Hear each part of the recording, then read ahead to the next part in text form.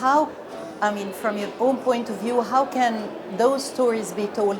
Because we still are faced with so many tragedies. We haven't seen it yet, but I assume it's enormous.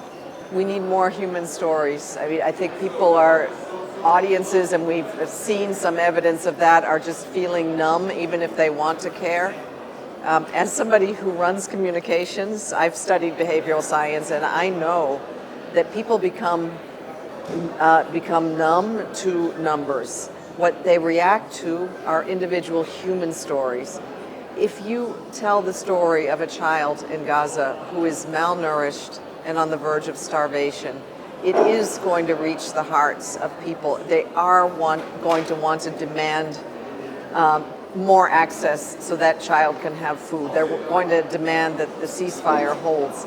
So we have to, as journalists, as news organizations, as communicators, we have to humanize this war, because in the end it is really the civilians and the people, the men, women and children of Gaza who are suffering the most.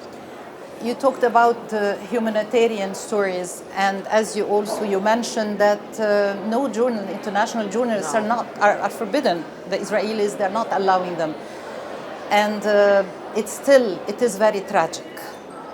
From your own point of view, how can people reach out through the individuals in there? How can you verify those stories? How difficult it is? Yeah, I do think that most media organizations are working with stringers, that is Palestinian journalists who are Gazans, yes. Who they have verified are very credible sources of information. They trust them, and we trust then the news organization. I think news organizations also are endeavoring to get voices of Palestinians on the phone, via internet. So many of them speak languages. A lot of them speak excellent English. We need to hear from them directly what they're going through. We need to see these images.